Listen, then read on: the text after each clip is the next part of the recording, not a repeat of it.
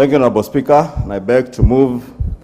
the following motion, that aware that the National Dialogue Committee was established by Parliament through a resolution passed by the National Assembly and Senate on the 16th of August 2023 and 29th of August 2023, respectively. Further aware that the resolution outlines the mandate of the committee, which includes to facilitate dialogue, consensus building, and recommend appropriate constitutional, legal, and policy reforms on issues of concern to the people of Kenya. Acknowledging that since its establishment, the committee has made tremendous progress in exercise of its mandate and has achieved the following milestones. One, formulated and adopted the framework agreement, framed and adopted the statement of issues, unbundled the issues and agreed on prioritization of issues, harmonized the unbundled issues, conducted public participation and stakeholder engagements in line with the requirements of Article 10 of the Constitution, and examined and analyzed the memoranda that were received from the public and stakeholder submissions. Further cognizant that the committee is presently in the process of considering the issues for negotiations and recommending appropriate constitutional, legal, and policy reforms on each of the framed issues, which are electoral justice and related matters,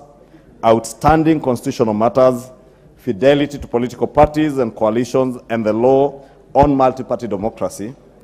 entrenching the National Government Constituencies Development Fund, the National Government Affirmative Action Fund, and the Senate Oversight Fund into the Constitution, and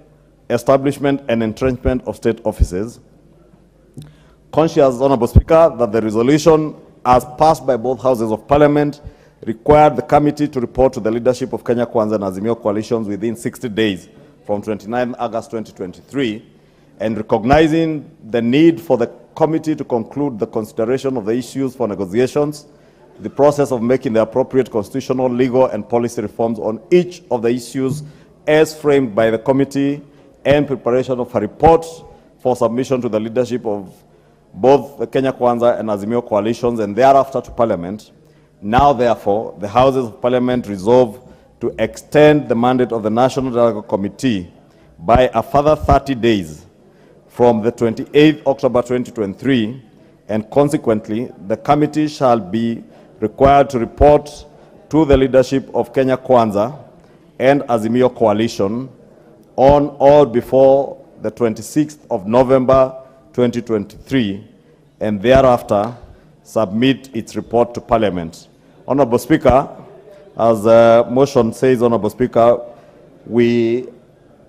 resolved in the National Dialogue Committee, Honorable Speaker, to seek an extension of our mandate from the envisaged initial period of 60 days by a further 30 days. And Honorable Speaker, as the motion says and is self-explanatory, we have indeed covered a lot of ground in the last 50 or so days, Honorable Speaker, and with only less than 10 days to go. This week, Honorable Speaker, we took a break to allow the technical teams and the Secretariat to put together a lot of work on the issues that we agreed on last week, and those that we are yet to agree, and be able to frame the issues that we have divergent opinions and those that we converge in opinion,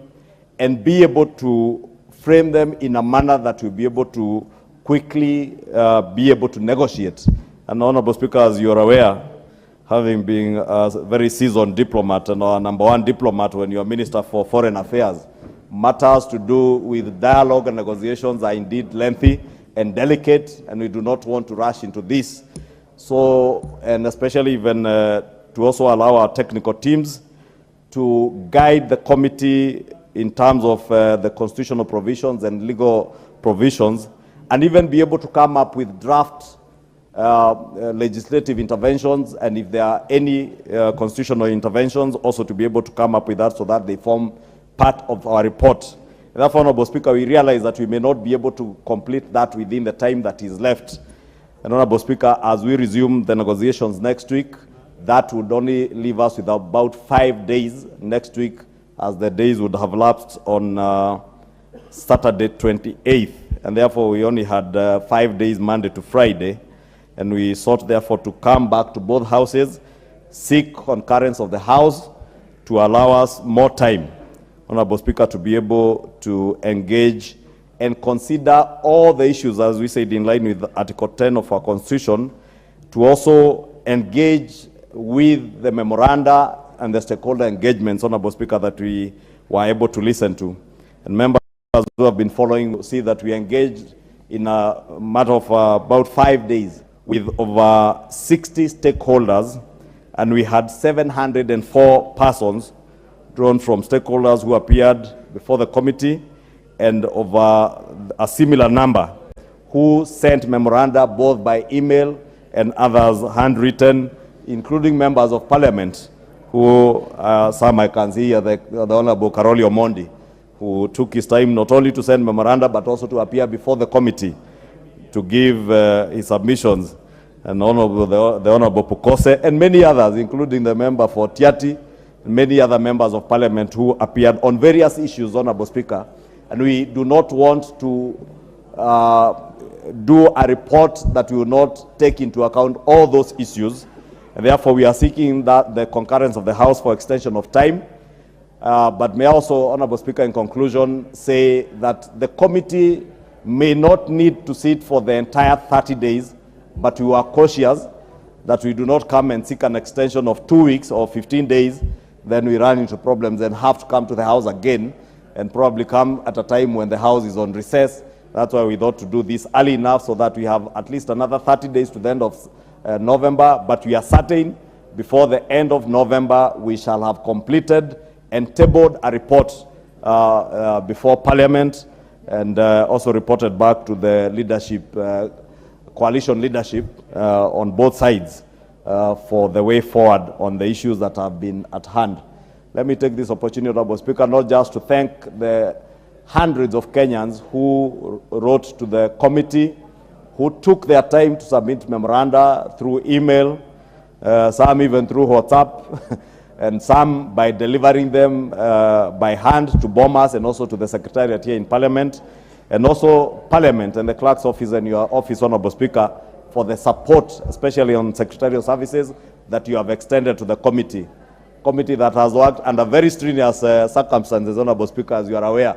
We have had no budget at all, and we have had to rely on the support of well-wishers, Honorable Speaker, and we pray that the well-wishers who have been supporting the committee may continue. And I want to plead to members who are very keen to seek to appear before the committee,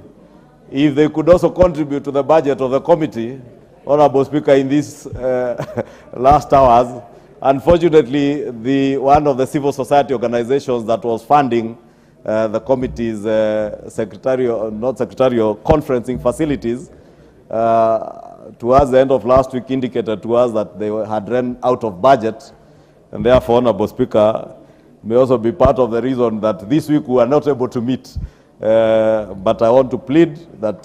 we will get the necessary support from all other well-wishers who may want to support this endeavor. Because dialogue, Honorable Speaker, and you have told us this numerous times, that it never hurts to speak to each other than speaking at each other. And indeed, through this process, Honorable Speaker, some of the issues that seemed very momentous and issues that we never have agreed on, through dialogue, negotiation, consultations with mutual respect, Honorable Speaker, we have been able to surmount what seemed like mountains. And Honorable Speaker, many Kenyans will bear us witness that this dialogue process has in a big way helped to calm the nation and allowed all of us as leaders to focus on what we were elected to do, to deliver services to the people of Kenya. With those many remarks, Honorable Speaker, I beg to move and request the leader of minority, Honorable Pio Wandai, who is also the Azimio Deputy Delegation Leader, on behalf of his delegation leader, His Excellency Kalonzo Musyoka, to second. Thank you, Mr. Speaker. Mr. Speaker, I wish to second this motion.